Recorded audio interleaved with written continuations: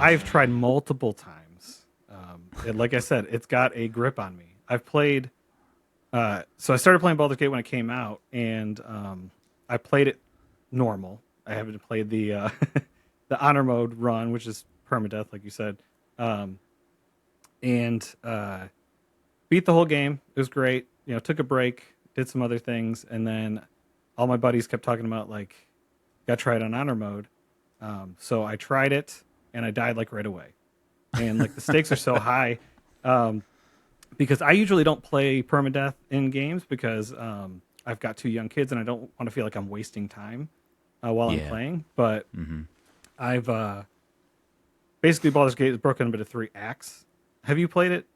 Yeah, I played Yeah. through good storyline, every possible thing you can do once. So I think I was like Okay. 110, Yeah. 120 hours in, Yep. Yep. but not honor mode. No way.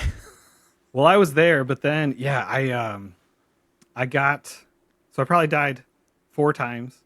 So I tried honor mode four different times, and then I was on my fifth time, and I was doing really good. I was really cautious. I was prepping before each battle, short resting, long resting, making sure that I had everything ready.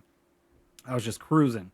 I got to the end of Act One, and I was just beat the Inquisitor, so the Githyanki guy, and there's the Blood of Lathander. I think is like a weapon that I didn't have to get. I could have just moved on, but I'm like, you know what? I'm going to do everything, just have everything. And in that area, and I play late at night usually after the kids and wife go to bed, so there was traps to get there. And the first time you Hmm. enter like the area where there's a trap, it goes into turn based mode. So I was like kind of falling asleep. I'm like, I'll just do this and then I'll go to bed. So I hit the first trap, it turned into turn based mode, and then it's basically like a Sonic like push where it just like pushes you. So I like snuck up, disarmed it, was fine. So then I'm like dozing off again, and then I go around to the next corner, and I'm like, I think I already like remembered. I'm like, okay, there's like I think there's three of them. So I go around to the second one. I'm starting to doze off. The It doesn't go into turn-based mode, and I wake up. Two of my characters are already pushed off the cliff and dead, and then I open my eyes to see my other two characters getting pushed. I try to go in turn-based mode. I don't have enough time, and then boom, it's over. So Oh I was like, no. so I took probably a 4 month break from playing because I'm like, this is just awful. I'm like, this is a good story, but it felt horrible in the moment because it's not like I died like being in an encounter. The spectator in the Underdark usually got me a few times in like Yeah. other areas, but yeah, it was the worst way to go out. I feel like just falling asleep and getting pushed off a cliff. Have you made Um, it to Act 3 on an honor mode run? No, so I just picked it up again recently because I was so scarred from it, and I am. Where am I now? I just beat Ethel. I'm in level 5. I'm about to go into the Underdark, um, Hmm. and try and work through all that. So still in Act 1. I haven't broken it, but I feel like it's like addicting though because now I'm like, if I just play regular, it just doesn't feel like there's enough stakes. Like it's lost its Yeah, yeah. it's lost its fun. So now I'm like, I have to play honor mode, or I'll just have to play a different game. So I feel like that one lends itself to, I don't know if it would be enjoyable for me or not, but it lends itself to like demystifying the game. Like you start to see the decision tree matrix that they have as part of your playthrough. It's like, well, if I go do A, B, and C, I'll get D. If I skip right, it, then I lose that risk or something like that, right? But it's like you right, know right, what the decisions are going to result in. right, exactly. I But tried to yeah, do so it on that's a. good. That's what you've been doing lately. Yeah, that's my whole outside of content creation and outside of going to work and being with the family. That's my late night grind. Good Is old BG3. Baldur's Gate 3. Nice. Yeah. Yeah, I tried to do an evil playthrough, and it's like I started it right after I beat the game on the good playthrough, and I was like, oh, I'll try out a different, I'll try Dark Urge, and I'll go through that Yeah. stuff, and I'll try out a different class. But man, the evil playthrough is like pretty darn evil. It's not just Oh, like, haha, I get to be the sinister bad guy. It's like you're doing terrible things, and you're just right. like, as a player, I just feel terrible.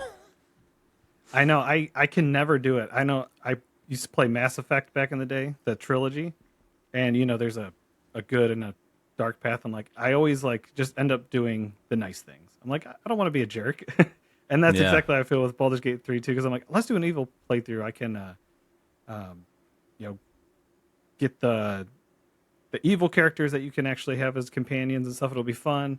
I just do whatever, and I'm like, but it's kind of mean, so I don't want to do it. You know what I Yeah, mean?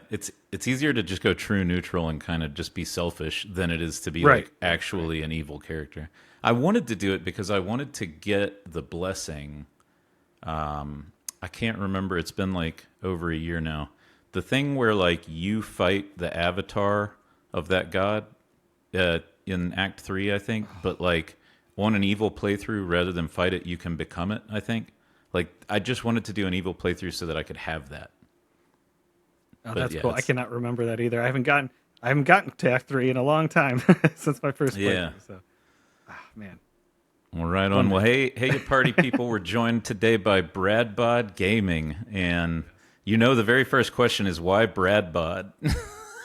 Well, because I am a dad, so I have a dad bod.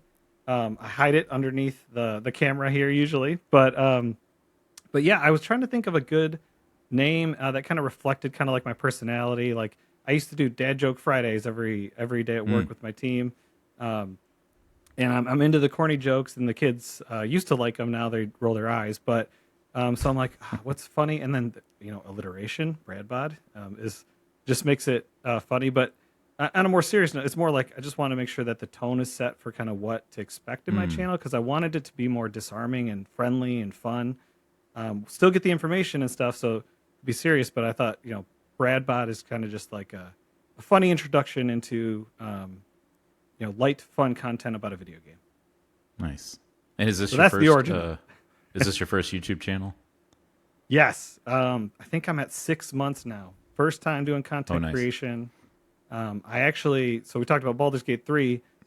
Play D&D a lot with my buddies, and we would record the sessions so that we could remember kind of what happened in the last session, and then we were throwing them up on YouTube. And I'm like, it'd be cool to like actually Oh, like make videos on that, or like edit them and actually like make shorter form content instead of just 3 hours of us doing a campaign.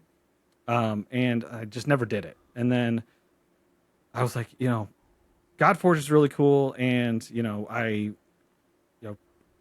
I played Raid for a little while. I played Watcher of Realms, and then I kind of just fell off of those games. But I knew that Hell Hades was making a game, so I got on the Discord and I was following along. And then when I heard the alpha was coming out, I'm like, well, let's see if I can get into the alpha and actually try out this game. And I got to, and I'm like, you know what? Let's jump into content creation with this. And I was like, nice. so I had a webcam, like I had a camera and a mic because of playing D&D virtually, especially during COVID. Hmm. So I'm like, I just need to learn how to record videos and edit them and make thumbnails. And it's a lot more complicated once you get into it, especially at first. But so I just tried it, and yeah, I've been doing it since, and I've loved it. It's like my new addiction other than Baldur's Gate 3 Honor Mode. Yeah, you were uploading videos during the alpha waves. Then that was kind of the beginning. Yeah, so I thought to myself, you know, what really got me into mobile gaming to begin with was when I had kids, because I couldn't play Hmm. the games as much like during the day or really invest into them. So I'm like, I'll just play a game on my phone, get that quick fix, especially when they're babies and you got to take care of them and watch them all the time to make sure they're not getting into stuff and toddlers. So we were uploading videos during the alphas, and really I wanted to do like short content that people could consume, and then they get back to the game. For those that don't have a lot of time, or have families or have Yeah. work or other things they need to do. So that was my goal. The idea for the channel was to make short content. So I started to just do like how to level up a hero in 5 minutes, and how to level up your gear in 5 minutes. So just real short videos with the alpha footage and stuff like that. So I think I Hmm. started making videos. I can't even remember after Alpha 1, but yeah, right in between all that. But not so short that you become like a YouTube Shorts creator. No, no. I do try and cut up some of the videos to make into shorts so that other people can see it, and Yeah. just to try and expand the audience a little bit, because it's funny. My nephew, who's 11, I think, he only sees any of the content that I do through shorts because he has a very short attention span. So I'm like, if he wants to get the information about the game, I got to make shorts for him so that he can actually see it. Yeah. But no, It's a 5 to 10 minutes is my main target for Yeah, videos. 10 minutes is kind of on the few videos that I've made that weren't podcast. I feel like when I exceed 10 minutes, there's probably a way to cut it down. But if I haven't gotten to 10 minutes, I don't know if I'm putting enough quality into it. So it is a Right. good watermark. But I think also like maybe I'm wrong about this, but YouTube Shorts form factor is different. They're like more intended to watch on a phone screen, so they're vertical resolution instead of Yep. horizontal resolution. And like Adhox is good at that. Adhox does vertical stuff, but I don't even technically actually know how to do it right now. I feel like you have to mess with OBS, maybe screen cap your phone. I don't know. Yeah, I just the shorts that I made either are clips from the long form videos, which I think they're not HD, and you just have to pick a part of the actual view. Oh, So it's like more and just it zoomed in on carves your it out. face, or like yeah. Yeah, yeah, Um, okay. Either that, or you can make it just like on your phone. So I made a short trying to tell people to get into the alpha while I was walking the dog, and it was freezing. So yeah, I was just holding up my phone basically for that. So was Raid your first like hero collector game? No, I actually. So then I was on the search for a mobile game, as I was trying to fill the gaming void when I wasn't able to play as much, and I think it was the Star Wars one. Oh, Uh, Galaxy of Heroes, it's, yeah. yeah, Galaxy Heroes, and then I did the Marvel Strike Force Yeah, there one, you go. and then those were nice, but I wanted to get into something. I just kept doing like hero collectors or gotcha, just like Google what are the best ones. So then I got into Hmm. Raid. Did that for I want to say at least a year and a half or so. Got really into it, and then I'm like, it's just burning me out, so I just stopped completely. I feel like I get to this point where I can just feel myself being like, all right, I'm just done. Like when I get too hard into something, and then I just want to just be done with it because it was less fun. It was more work than fun. Like I can feel that switch as it kind Hmm. of sways towards work, and then I'm like, oh, this is just a chore. This games are supposed to be fun. Let's move on to something else. Um, Yeah. so yeah, did that for a while. Then I tried Watcher of Realms, which I thought was really fun, and that's where I like saw some of Susie's content. Um, and then yeah, that was my first introduction, but it didn't take it really seriously. Like I wasn't a hardcore player. I think Adam has said this before, Adventures of Adam, but it's like a hardcore casual. So you're casual in playing, but you are Yeah. really into it. So so that's as far as I've gotten, as far as being like really When into you it. were playing Hell Hades was like your CC of choice, would you say? Yeah, definitely Hell Hades and Ash a little bit. Yeah. And then yeah, those were the two that I really got into. So that's what I was following along as I was playing. Yeah, hopefully Godforge never feels like, God chore. I don't know if that'll Hmm. catch on at some point, but so many games feel that way. Even right now, like I'm playing Arknight's Infield, which is the first Right. anime game I've played in like 15 or 20 years. But there are moments where, even though it's super easy to do your dailies, it's like I want to advance the storyline and I want to keep exploring nooks and crannies. But if I only have 30 minutes, I feel like what I have to do is get the dailies done and get, Right. the resource generation stuff done. And you Yep. talked about falling asleep playing games. I'm doing this at like 11:15 at night, and I'm like, I just got Right. to get this done before I fall asleep, and I'm nodding off. Like, Right. Right. yeah, adulting is different in gaming life than it was Oh when yeah, we were younger. definitely, definitely. Yeah. So what was like your earliest gaming? Have you been into video games since video games were a thing? Oh yeah. I feel actually what's funny is our Nintendo that we grew up with at my house. We found it, cleaned it up, and it's actually up in my Oh, cool. living room now, and we got it to work again. So I was playing Mario, Super Mario, the side scroller Teenage Mutant Ninja Turtles game. How'd you hook it Um, up? Like RCA cables? Like how does that work now? I'm not very technical, I'll be honest with you. It's like the three um, colored cords or whatever. And You one of have my that on the one of back my of your TV? yeah on my Ah, okay. I've had a TV for like 20 years that like it's not our main TV, but we have another one that I Yeah. got like in I don't know when, but high school probably. And yeah, they've got the little prongs. Now it's So the retro console TV. Nice. yeah, exactly. Yeah, there's got to be a point at which they start releasing TVs specifically for retro gaming because like everything's losing the RCA connections. It's just HDMI or bust at this point. Yeah, I know. And we found some like VHSs, and we're like, there's no way we could ever watch these anymore, Yeah, yeah. right? Yeah, I bought a VHS deck with like a little USB thing so that you could digitize footage, you know. Yeah, And I had all the intention in the world to digitize like old videos that we shot with our video cameras and whatnot, and I've just yeah. been lazy. None of it, none of it's up, none of it's on the hard drive. None of it's made it yet. Yeah, it's fun though. You go through like old boxes and you find like like one of those little cassette tapes that really only works in the camera that you shot it with, and then you're like, Yeah. what was this? Oh. Oh my god, look at us being a bunch of idiots. Right. Oh man. Yeah, Nintendo. So usually some kind of role playing game, or I've found that a lot of the Godforge players like were first person shooter people, and that really surprised me. Yeah, I am not as much that. We played Halo back in the day. Split screen Halo with the guys, but I was never good enough. So like when Call of Duty was a thing, and I would just die, and then I just get frustrated and I'd go do something else. So I've always been more like the RPG, the Final Fantasy, the RPG, like action RPGs, single player. So like Mass Effect, like I mentioned Oh yeah, Mass Effect, earlier, and then The Last of Us is my favorite game. Any game that has a lot of like good story and emotion to it is definitely something that. So like I'm really into the story of Godforge because I've talked to Aaron a few times now, and I've seen him. Like they're putting a lot of emphasis on the story for Godforge, so I'm pumped about that. But yeah, I'm a sucker for a good story. So that's like been my main thing, like The Last of Us, and Baldur's Gate 3 is a good one, and it's turn based, Yeah. like the Final Fantasies and stuff like that. So it's those are kind of like my niche games, and then I also play sports games too because I can't help myself. But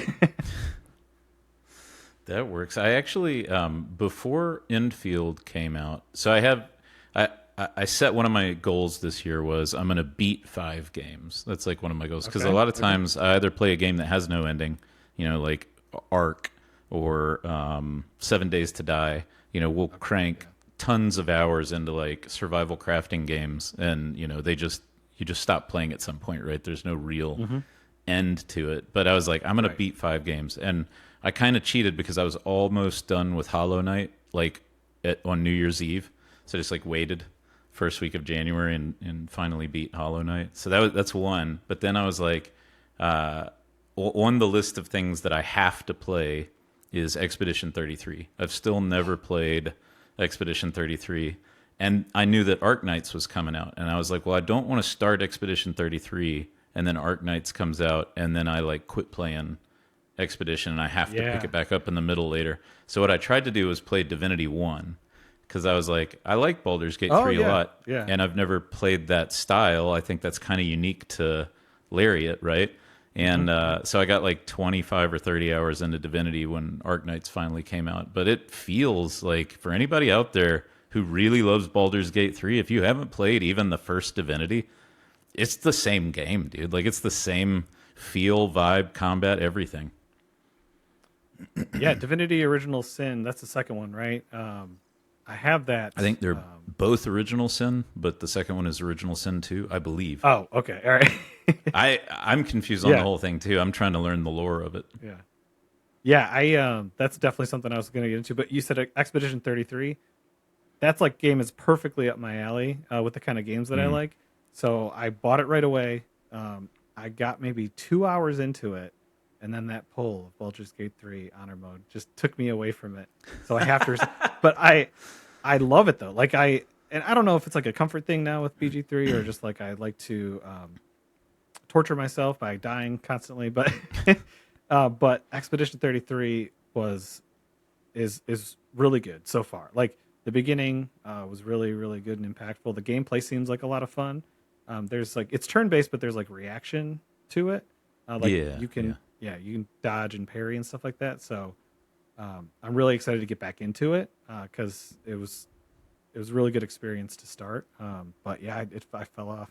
So I did exactly what you didn't want to do. I started it and then got Yeah. distracted, and I'm like, I gotta restart it now. See, I know myself. I know how this Yeah. happens, and it was like, don't do it. I logged into Twitch the other night, and Vex was playing Ark, which is probably Okay. why it's top of mind for me right now. And I've sunk hundreds of hours into Ark, and he wasn't even playing Ascended; he was playing Evolved, and I was like, just Okay. watching him play Evolved, and I was like, man, I should ask him if I can get on this server and play with him. And I was like, no, don't do it, don't do it. Don't drop another like 5 hours of all your gaming time every week into this, never-ending slog. Focus on the goal.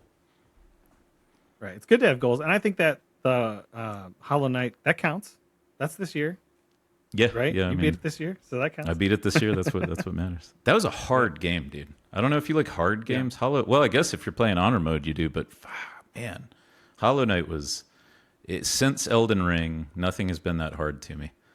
Oh, really? But completely different style, right? It's a Metroidvania, but like it was that level of sort of brutally punished by the boss if you're not paying attention and learning the move set and all that. Ooh. Yeah, I'll definitely have to check it out. I don't know. Never, it hadn't hit my radar yet. So Yeah, it's I guess I got it for free on PlayStation at some point. Traditionally a Switch game, which I think if oh, you have okay. kids in 2026, you have to have a Switch, right? Correct. Yep. Yeah. Yeah, we got that. Yeah, so what do the kids like to play? Have you started gaming with them? Yeah, so that's what I'm trying. They both have accounts for Godforge. Oh, They've done the cool. mini game. They've got the mini game going because I'm like, hey, I want them to be excited about getting into it. They're 10 and 8, so Okay. they're a little younger maybe for that style of game. But I mean, it's all Roblox. It's all Minecraft. Those are the Hmm. main things they're into. But we've definitely done some Mario Kart, Mario Party. So Yeah. they're like, Dad, just let me win. I'm like, no, you got to learn. You know, Yeah, if you want to win, just get better. No, I'm just kidding. But no, we've definitely thrown down in some Mario Kart often. But yeah, when they get on their tablets, they're playing Minecraft, they're playing Roblox and stuff like that. So that's what they're into. But I'm slowly bringing them into my world. And I'm like, yeah, look, I am on YouTube. That's cool, right? So maybe this game you'll be into, because then there's no holding back. Because I'm spending time with the kids and we're playing games, so it's a win-win, right? That's an interesting concept. I didn't really think about that. We're now in a generation where YouTubers have kids. Right. Therefore, YouTube isn't going to be cool anymore. Like because it's like, oh, my parents made videos on YouTube. That's stupid. I'm going to use Bob's AI 3D universe or something weird, right? Right, exactly. Well, I mean, not for my kids yet, but TikTok. I mean, Yeah. that's cool. Now we're all going to move to TikTok, and then the kids are going to be like, that's not cool. Let's do this thing, right? They're going to have Yeah, their yeah. own new app or place to watch videos and stuff. There was some controversial stuff about Roblox recently that I was watching with morbid fascination because I don't know anything about Roblox. I've never messed with it. I always thought that it was some kind of like cut rate version of Minecraft because the word blocks was in the title, right? And I was like, oh, it's like free Minecraft, but totally wrong. I when I watch these videos, like totally wrong. But like the some of the sort of like playground experience games that people are like creating seem like grooming opportunities, right? And it was like, this ecosystem is kind of funky and weird. I don't know. Have Yeah, you had to like police the kids the way they play it? a little bit. I mean, we make sure that they only spend a certain amount of time playing, and then they can't use the chat. We don't let them use the chat in any Mm, game that they play, and then they have to play in the living room with us. So we can always gotcha. peek over and Interesting. see what they're doing. Yeah, it's Roblox is like a bunch of little different types of games, and like one of them is like Steel Brain Rot. So all the brain rot things kids are saying, like Skibbity Toilet and 6-7 and different things like that. You can like collect these like little, I don't even know what they are, but you collect them and you steal them from people and they get excited and then mad at each other about it, and it's just mindless and it's not great. But so those are the kind of parameters we put in place, at least for the safety of the kids for that, as far as that goes, because yeah, we've heard the same things, and we're real conscious about like, yeah, it's just they friend request them, and then they go and chat, and like you can't have friends unless we know who they Yeah, are, and you yeah, yeah. cannot chat, do any of the chats. Um, so yeah, that's and we haven't had any issues. They get random friend requests, and we just say decline them, play with your friends, and that's it. But yeah, I know that there was a lot going on with that, but you know, as long as they're doing it near us and we can see what they're doing, we're not too worried about it. Yeah, yeah. You put that in the context of like when I was younger, and which environment would you prefer? Right? Would you prefer that the kids with like a high level of risk in like a dangerous situation are in an online platform, and this is more like mental inside the house, or we're watching Jackass and we're going outside and we're shoving each other off hills in shopping carts? It's like, do you want the like grooming situation or the they broke their neck situation? Like, I don't know. I don't, which we I know, because always they're. generationally find a way to be terrible. Oh, I know, and I mean, to your point, we go out, play in the woods with friends or whatever, for hours on end, and like you said, watch Jackass. Go take a shopping cart or we did a bunch of like sledding with like meal trays, like the plastic trays, Oh, nice. and yeah, yeah, and yes, got hurt. And I tell my kids too. It's funny, like if they're like, looks like my son's gonna like jump off the playset or something. I'm like, if you're gonna be dumb, you better be tough. Like if you're gonna make a bad decision, you better be tough. Because I'm telling you right now, that's gonna hurt. But yeah, I don't know, because they're both pretty dangerous in different ways, I guess. That could be a fun YouTube Shorts channel, like 2026 parenting, and it's like the kids like trying to decide if they're going to jump off something, and you're like, you better be tough, like you're not saying no, and then Right. you're beating the kids in games, and you're just yelling, "Get good" at them. Right. That'd be some awesome meme videos. I'm just preparing them for the world, right? I like how you're getting young kids into a gotcha game. Like, let me teach you gambling. Right. Well, I can teach Responsible. them the right way to do it and how to walk Yeah. away and how to how to There's handle it. there's no honor in pay to play. No honor. Right, exactly. Yeah. Now, did you traditionally do free to play accounts with your hero collectors, or did you do some level of spending? I've never spent. Oh wow. Up until actually the mini game is the first time Oh I spent. yeah, yeah. So yeah, I've never spent in any of those games. Obviously, I'm used to buying games for $60 or $50, whatever it was. But when it comes to those free hero collectors, I don't know why I drew a line in the sand. I'm like, I'm not going to put money into a free mobile game. So I just never did, and there's no problem with it. Of course, if you want to progress or get the thing you want, more power to you. But with Godforge, that's going to be a little different, for sure, because especially now that I'm covering the game, I have two accounts. I want to have a Yeah, free to yeah. play account, where when I'm making videos, I could say, yeah, you can do this too because I haven't spent any money on this account, and just play it at a normal pace, so that I can make content like that way. And then also have an account where I can spend a little money. I don't know if we'll get content creator perks at some point, but whatever we get for that, so that I can get the stuff needed to show off like some specific things, but still have that free to play account. So I've never spent up until now, but I'm like super into Godforge. So I think they've Yeah. got me already, and the game hasn't even come out. Yeah, I have the same plan. Two accounts. Whatever I'm primarily making content on will be involve money. Try to save up summons, do summon pull videos. Try to acquire a hero to do guides and all that. But I do think in the world of like competitive gotcha gaming and hero collectors, that there's something to be said for like free to play is like the only way to have an even playing field. And even then, it kind of sucks because it becomes so luck based on the pulls that you get. But otherwise, there's basically no way 98% of people can compete once you start spending money, right? Because there's always a bigger whale. There's always somebody spending more money than you. And so unless you're just constant grinding and you're getting super lucky, like you're never going to top out PvP unless you're one of those, 10 or 20 people that drops $1 million.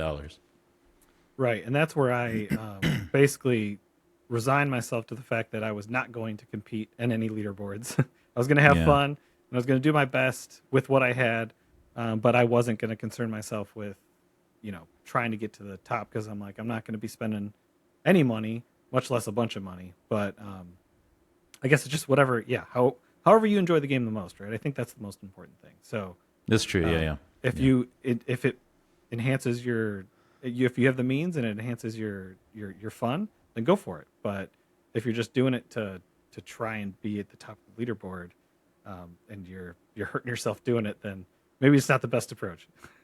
Yeah. Well, and I think back to Raid 2 and like the way that I spend money and the way that I enjoy spending money in games is typically for pulls. Like I never bought gear. I don't think I ever bought the Forge Pass in Raid. I can't remember how they monetized Star Wars because that was so long ago, but I know I never spent money other than to get another summon. But like Arknights is a good example. Arknights came out and I think to this day I've spent $25 or $30. I tried to like if I start approaching the price point of buying a game, I feel like I've given the developers enough money, right? Right? Yeah. But Arknights, I just wanted to front load a bunch of summons. And I never articulated this until in the chat with Simon the other day when he was talking about pull rates and summon rates and whatnot. And I just kind of said, it just came out of my brain. I was like, what I prefer is low success rates on the pull. So like a very low chance to get a legendary, but a ton of pulls. Like that's the balance in my mind because pulling and summoning is one of the things that makes these games fun. So that's a fun factor. You want to maximize that factor. But obviously if you have high rates, then that factor completely obliterates your hero pool. So Right. with Arknights, I can say I've pulled a lot and gotten very low rates. So Okay. I've only gotten a couple of the legendaries, and let's just say looking forward to Godforge when those legendaries matter a little bit more. Yeah, I hear you, and exactly. I'm like, I'd rather have, we don't want everything. Even though we think some people think we want everything, you don't want everything because then where's the fun in it? Like if you feel like you've beat it, you're just not going to want to play anymore. So I like the idea of the rates being the way they were, and I wasn't worried about it because I knew regardless, Fateless is going to do what's best for the community and for the company, so they'll fix it whatever way they need to. But yeah, I think more pulls is more fun. I agree. Even just to get that excitement, just to get more heroes, even if they're not the legendary heroes, just more heroes on your account that you can test out and try and beat content with is, I think, more important than how many legendaries you get right away. Yeah.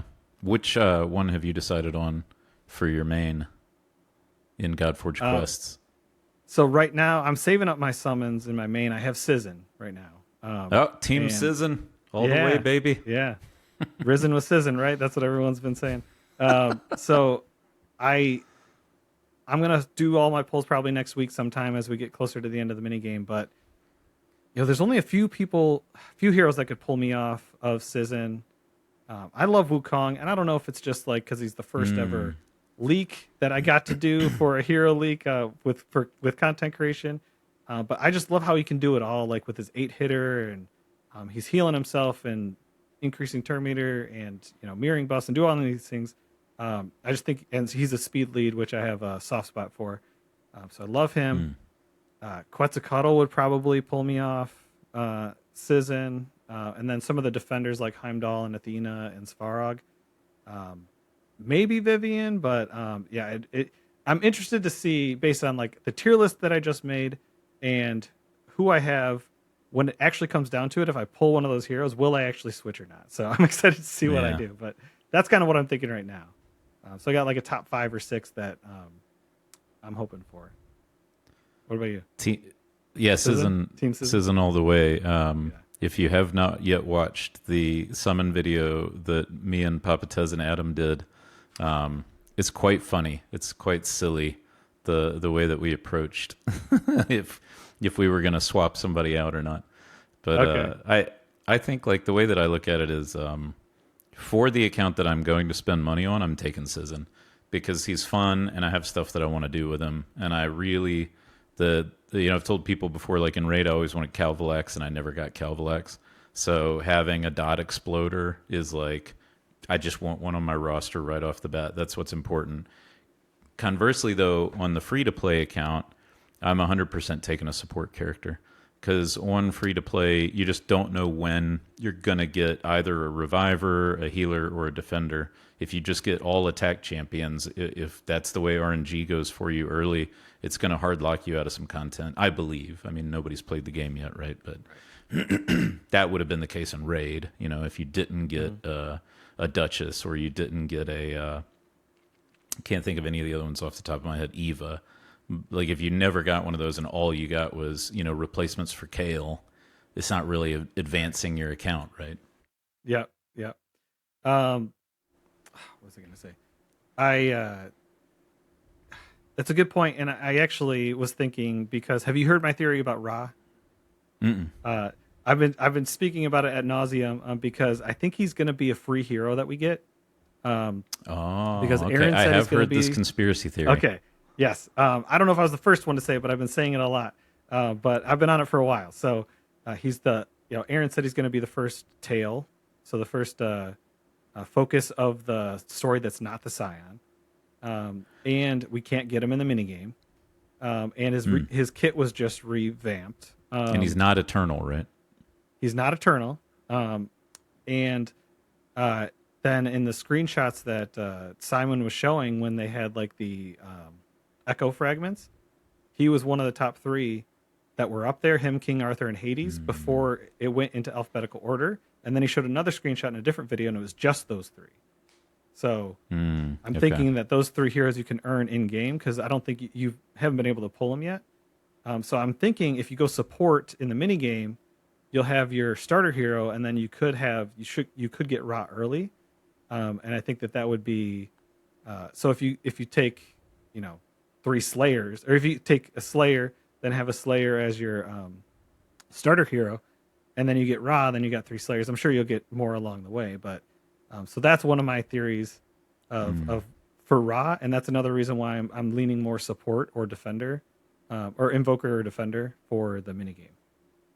Gotcha. Except for Sun Wukong, because I have a soft spot for him.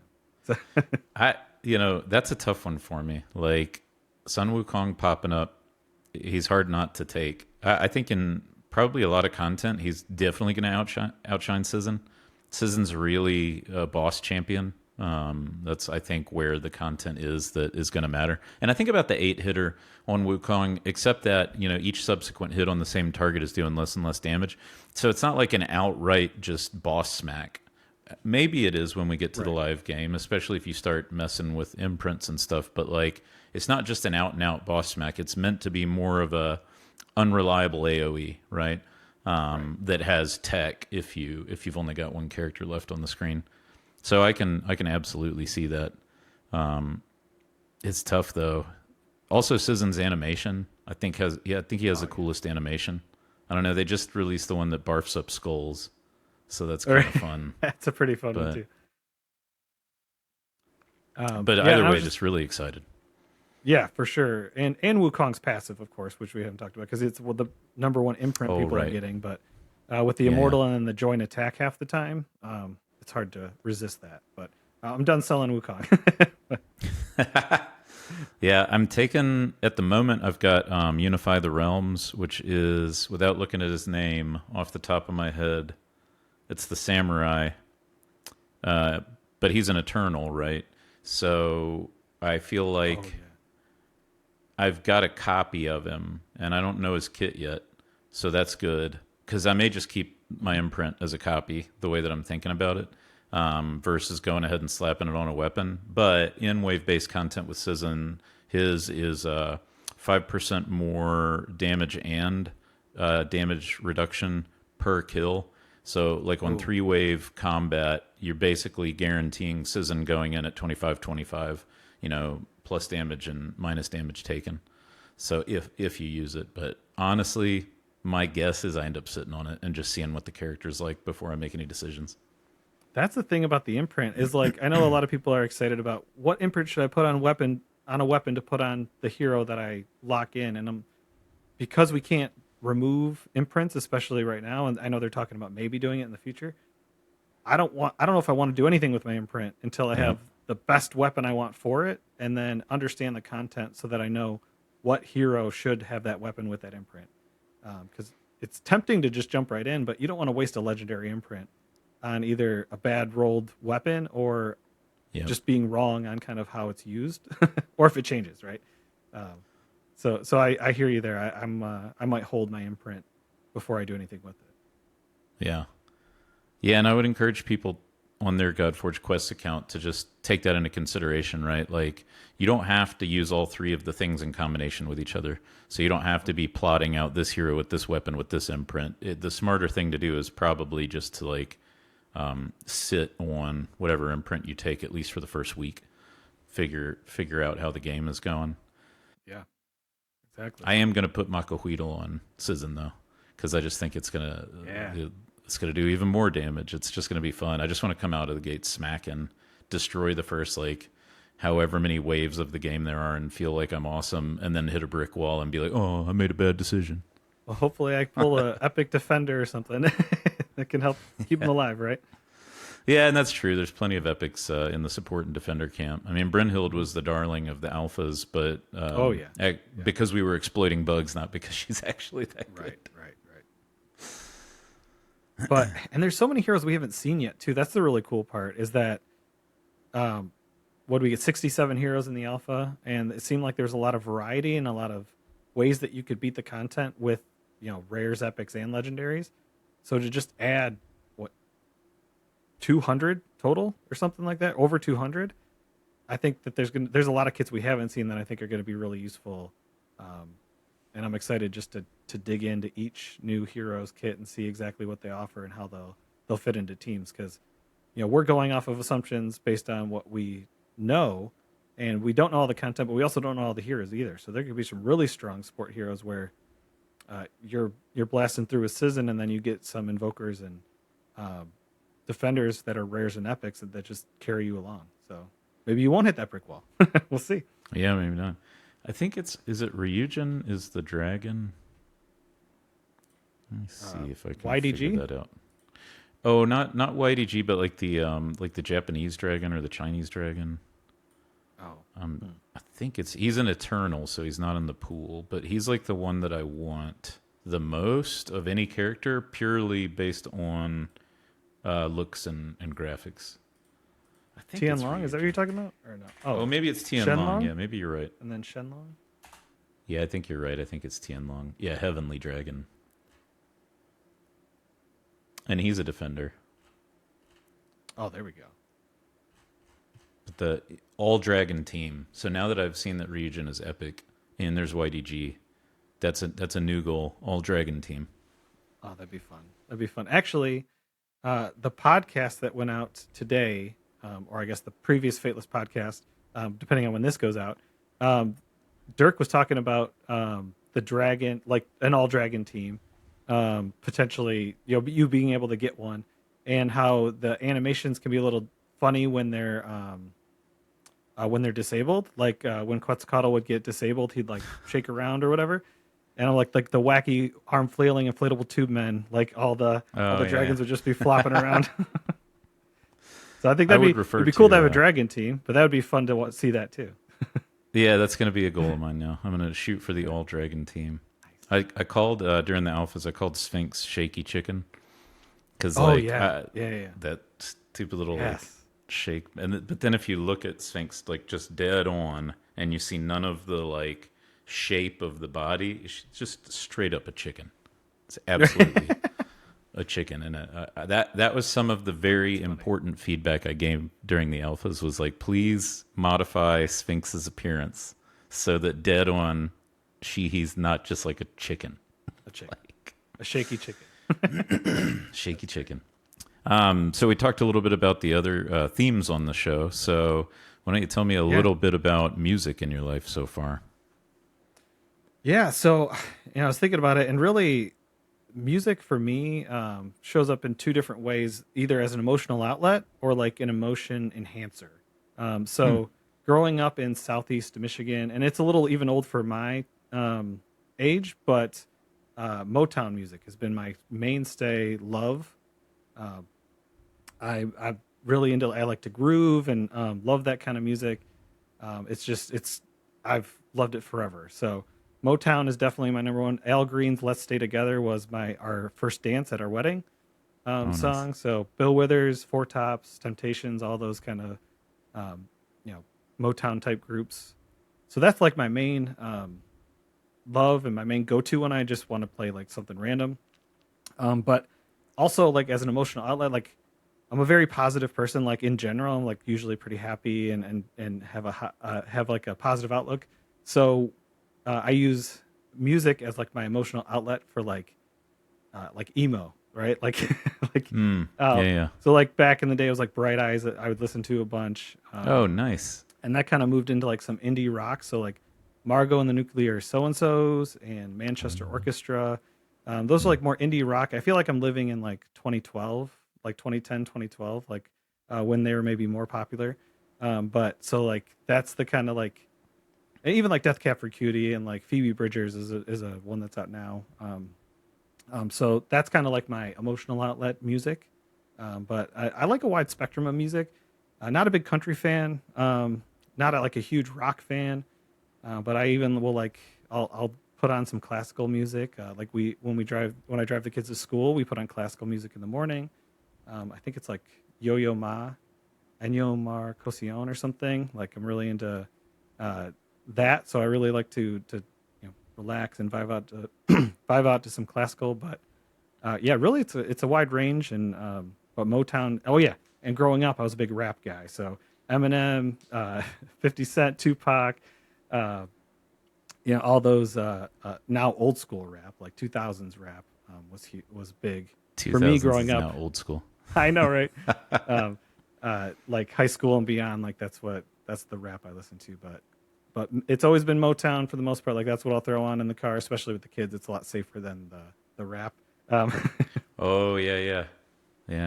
Yeah. but then of course you're with the kids. It's all the soundtracks to all the Disney movies and um, Oh, gosh. the K-pop Demon Hunter songs are super popular right now and all that. That's So something yeah. of parenting an experience I've never had that I dread because I get earworms really bad. And Oh, like a song that I don't like can be stuck on my head for like 2 weeks straight and I can't get rid of it. So like Frozen or something like that, oh yeah. it Oh yeah. would kill me. Encanto was big for the kids too. So all the Encanto, luckily, like the Encanto. Disney songs are pretty good for the most part. But yeah, it was just always on repeat in the car or at home, like on the TV. So you just hear them over and over. But yeah, that's kind of where music is for me. It's definitely like I like to dance. My wife and I like to dance and stuff like that too. Not like great, but like I'll get out there. Like we'll get out there at a wedding. Like we'll be one of the first people out there at a wedding. So anything you can dance to and groove to. And then yeah, like I said, I use that as an outlet too to make sure that the rest of my day is positive. That makes sense. Who did Al Green do? Somebody is going to yell at me for saying this, but did he do sexual healing? No, that was Marvin Gaye, man. Marvin Gaye. Okay. Yeah. It's like a lot of Motown gets mixed up in my head. And my Oh favorite yeah. rendition of Sexual Healing is from the Hot Eight Brass Band out of New Orleans. So like Okay. their cover of it as a brass band is like one of my top 10 songs period, but it didn't necessarily translate into just the original. Like I hear it on the radio and I'll be like, oh, there's Sexual Healing, Yeah, yeah. but then it'll just make me want to go listen to the Hot Eight Brass Band. Oh, that's great. That's awesome. My favorite band for a long time is from Michigan. They're called Bear versus Shark, and Oh, okay. the logo that they would use was just a cutout of the state of Michigan. And sometimes they would argue that that was why they got the name. Other times they would argue that had nothing to do with the name. But when you look at the state cutout, it looks like a bear fighting a shark. Oh, okay. Yeah, that makes sense. It's funny. Uh, Michigan side note. So whenever you tell somebody, where you're from, you just hold up your mitten and you show Yep. them, I'm from here. I'm from here. So when I came to Ohio, they'd be like, "Oh, where in Michigan are you from?" And I'd like show them like, "What are you doing?" I'm like, "I'm just pointing to where I'm from. It's a lot easier to just show you on And my then hand." now when people ask, you point at your elbow. Right? Oh, Yeah. right here. Yeah. Exactly. I tried for the longest time to make like a Ohio shape with my hand, and I'm like, "All right, they don't get it." What was the you mentioned hip hop and where's ICP from? They're from Detroit, aren't they? Yes. Yes, I I have believe to they look are. that up now. Did you ever get into that whole thing? The No. Hatchet Man, all those different I rappers? know of them very well, but no, I never got into their music. And it's Yeah, funny because like Detroit based. yeah, them and Eminem had like a beef for a while. So like I would listen to all Eminem's diss tracks, and I'm like, yeah, I don't like him either, but I never gave him a shot. So We were surfing through Prime the other day, and Prime suggests the weirdest movies to you sometimes. But right. somehow in either like the suggestions for me or like one of the other movies people watched, like underneath whatever you just watched, there was Yeah, like yeah. an ICP movie. I had no idea they ever Oh, made a movie. And really? it's called Big Money Hustlers. And I was like, this is hilarious. And I was trying to convince my partners, like, we should watch this. We should Yeah, watch yeah, Big yeah. Money Hustlers. But then we like kept surfing because, of course, like, do I really want to give an hour and a half of my life to that? We get further in the list. Not only do they have one movie, they have a sequel. 10 years Oh my later, they gosh. made Big Money Rustlers, which is a Western, if you can imagine a Western featuring ICP. I can't, but maybe that's why it's good. Like, It could be so bad it's good. The yeah. Vanilla Ice movie is incredible. That is an incredible piece of terrible artwork. I recommend watching the Riff Tracks version of it. But Okay, okay. So ICP if they movie. made a second one, the first one must be great. So I assume you guys watched it. We have not watched either yet. Neither the Hustlers nor the Rustlers Oh, have okay. been watched. Man. ICP is one of those funny things. I made fun of them a lot, back when I was more of a purist with music and Hmm, whatnot. hmm. And I didn't grow up anywhere near that scene. But I do remember the Hatchet Man stickers all during high school, people, putting those on their backpacks and their trucks and everything. But like, Yeah. one thing that I have grown to appreciate about them later in life is that they are who they are, right? Hmm. Like, they have no apologies to who they are, the vibe they give out, their fan base, the whole like obsession with Fanta and like all these like tropes and things that they do where the community kind of gels around something. It's just like the Yeah. Godforge community is gelling around things. We're creating our own memes. We're Hmm, coming up with hmm. stuff. So I've always appreciated that about them. That regardless of how I felt, Right. that was completely irrelevant. They're going to go do their thing and have whatever level of success they had, which I think was fairly high. Yeah, they definitely had quite a following for a while. But yeah, I know, I agree. I appreciate that too. Just be damned or not. Whatever this brings us, we're just going to be ourselves and do our thing. Right. It's a good mantra to have in life. Right. Be genuine, Yeah. even if you're a clown. A murderous black and white Murderous. mime clown. Looking at Juggalo pictures that pull up on Google when you Google ICP, it's so funny. Well, that's an interesting transition. If you had been into ICP, I would have asked you about ICP and Juggalo culture. But since you're not, Right. on the culture topic, what thoughts did you have? Yeah, I cannot speak to the Juggalo culture. I am not. I'm an outsider in that world for sure. Um, no, I was thinking about like we brought up BG3 and I brought up Dungeons and Dragons. Just in general, um, Dungeons and Dragons has definitely gained in popularity, a lot over the past, I don't know, 10 years or so. So it's kind Hmm. of old news, I guess, as far as the ascension has gone for it. But it's created a really cool community of like uh, it's not just a nerdy thing that nerds do, right? Like you don't have to pretend Hmm. like you don't. Because like growing up, I was like, oh no, I don't want to play D&D. Like I didn't ever give it a chance or anything, but um, you know, after doing it with my friends a few times and all that, I think it's definitely like opened your world up to like just more fun, things and more ways that you can connect with your friends and spouse or just other people and get to know people because my main group of friends as you grow up and kind of move to different states or move into different areas and have a life, it's hard to connect with your friends. So really the people that I'm closest with now are the people that we still play D&D together. Like we'll get on our computers and we'll hang out for 3 hours and run through a session and then we try and do that try and do it every week, but it doesn't happen every week. But and it just leads to more connection and more conversation and just staying up with each other as friends. So just in general, I think having something like gaming or in our case Dungeons and Dragons, I think it's really been huge for staying connected to like the people that I've grown up with and the friends that I've had. So I don't know if that's exactly the culture kind of thing you were maybe thinking about, but I know it's pretty broad. But that's kind of what stuck out to me is just being okay with kind of doing like not worrying about what other people think or whatever, and just being into giving things a try and just seeing if you like it or not. Kind of just talking about being genuine and just being yourself. So. Yeah, I played more tabletop RPGs when I was a kid than I do now, and I think that for me personally, maybe it's because I haven't tried virtual yet, but there's something about just paper, pencil, dice on a table, and everybody's present that I feel almost like I'm giving it up, or I'm like giving away that memory if I start playing virtual. I don't know if that makes sense, but it's always been like a slight fear of mine. But I also, to be fair, don't quite understand the tech. So like when you play a virtual D&D match or round or whatever you want to call it, like what is the tech stack that you're using?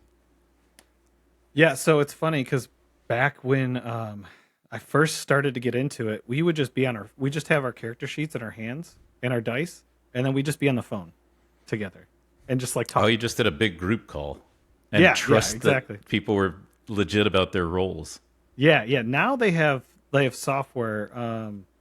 Owlbear Rodeo or Rodeo Owlbear is like a place where you can put up a digital map, and then you can all have your character icons on there, and you can all move them around. And there's Fog of War, and basically you for combat and just for like navigating the areas, you can just load different things and different icons and stuff like that.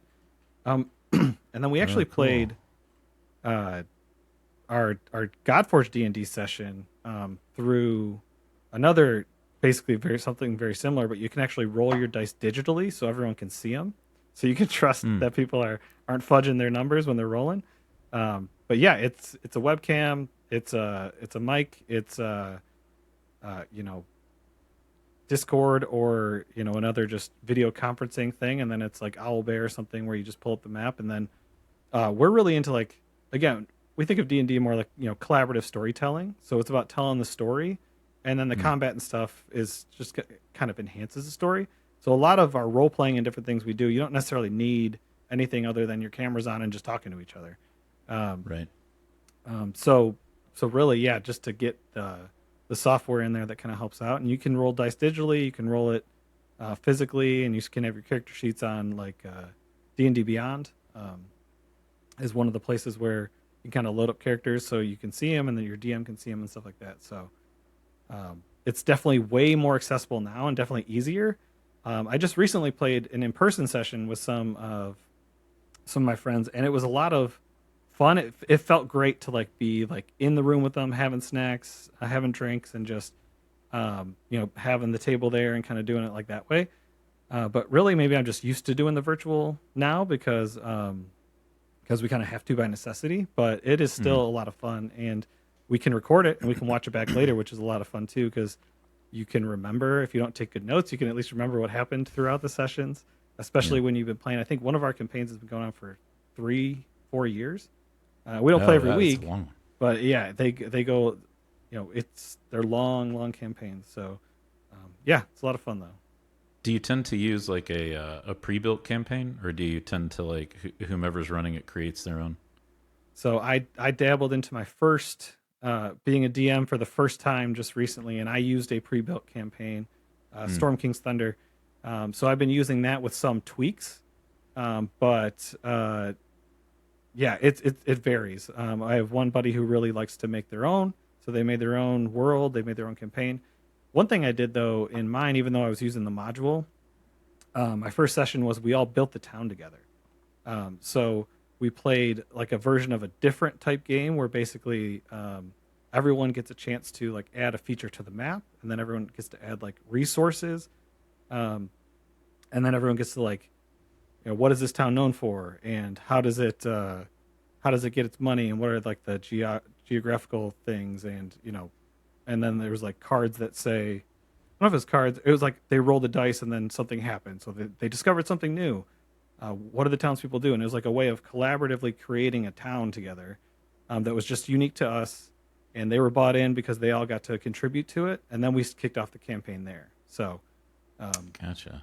it was a way of being like a unique way of like doing that. But then, for first time DM, I still have the module that I can go back to when it comes to like the actual story points and making sure that there's a good story to tell. So. You try to keep them not too far off the rails. Yeah, We've entered a completely different land, and I know you're over here. This random guy walks up and says, "Hey, did you see that thing over there?" yeah. That kind of stuff. A phone rings somewhere. I have to go take this. Mm-hmm. Have you ever listened to Hello from the Magic Tavern? Is that a podcast that's been on your radar? No, I have not.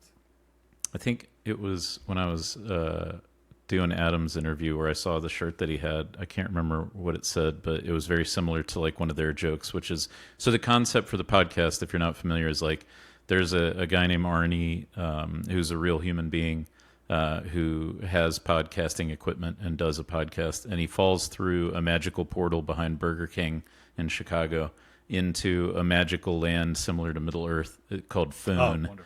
And the first people that he meets are like a shape-shifting badger and a wizard. And the badger's name is Chunt, and the wizard with 6 T's. And the wizard's name is too long. That's one of the gags, is that the wizard always has to say his entire name, which is like fits on a T-shirt. Okay, yeah. But he can't get back to Earth, so he just runs a podcast interviewing all of the creatures in the magical land, and somehow he's barely receiving a Wi-Fi signal through the portal that he can't get back through anymore. But in the magical land of Foon, they don't play Dungeons and Dragons. They play a role-playing game called Offices and Bosses.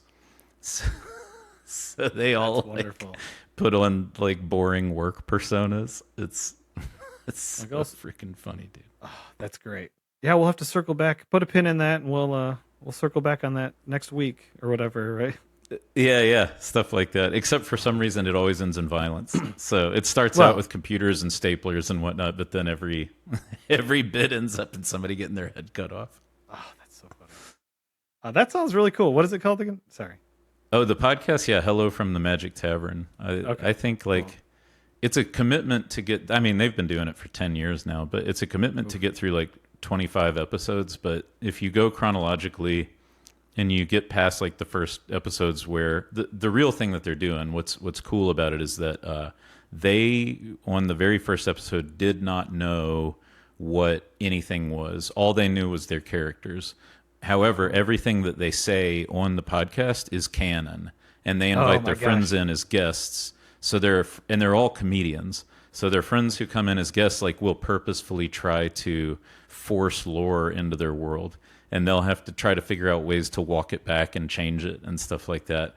And I think it's like episode 5 is Mittens, and I wish I knew who the guy was. Obviously, you can Google it, but he comes in. And he's the commissioner of a sport called Mittens, and he just freaking off the top of his head creates an entire sport with rules and everything. Oh my gosh. And he's just rapid fire and they're trying to keep up with it, and now they have to remember all these rules when they talk about Mittens and the Mittens League in future episodes and stuff. But the 25th episode, I think, is when it really coalesced for me. But now I'm just selling somebody else's podcast on my podcast, but it's worth it. Anybody who likes comedy and improv and fantasy, that one is top 5 in the world, in my opinion. That's awesome. But yeah, back to like how Dungeons and Dragons kind of like got super popular all of a Hmm. sudden. What do you think it was? Was it Stranger Things? Was it Critical Role? Like when is the watershed moment? Yeah, I think it was Critical Role, honestly. Hmm. And I'm sure there's maybe something before that, but Critical Role really, they're streaming. And I went back because I didn't watch it when it first came out.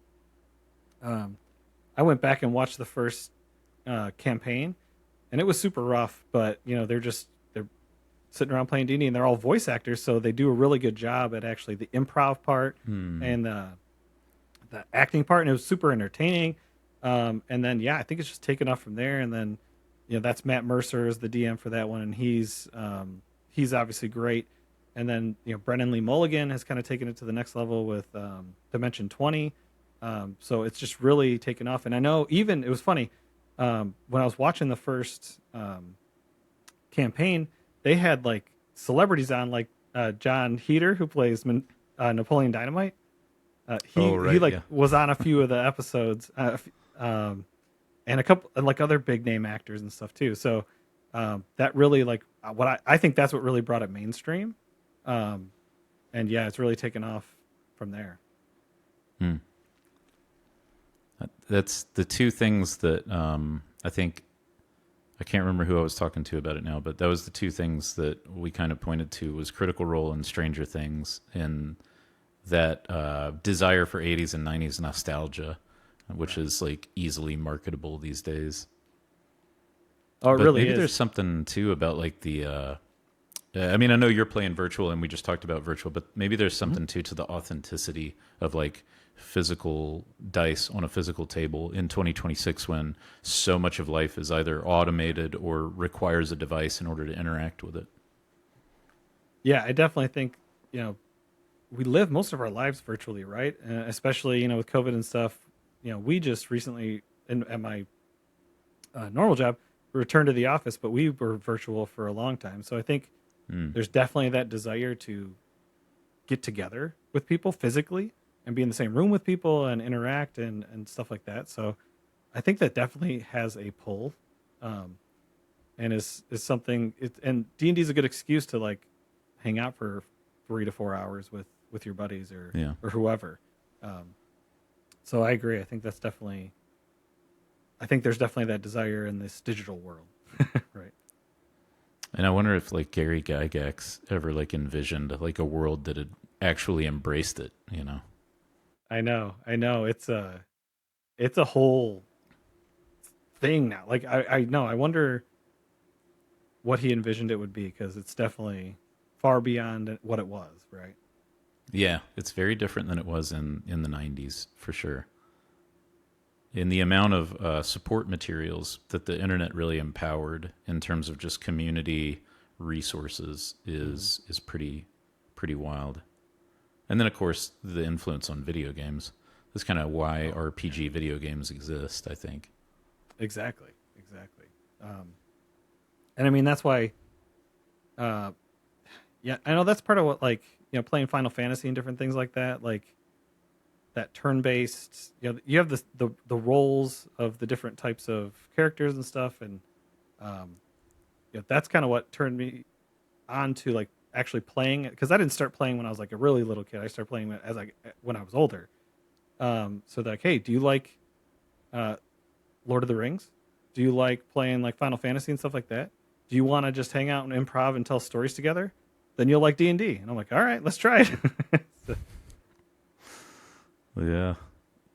Yeah, we used maybe too much imagination with it when we were kids. When maybe it's still the case. Like make shit up if you don't understand the rules. But like right, there right, was a lot of, I think, fights that shouldn't have been won that were won by just strange conversational moments versus a roll right, of the right. dice.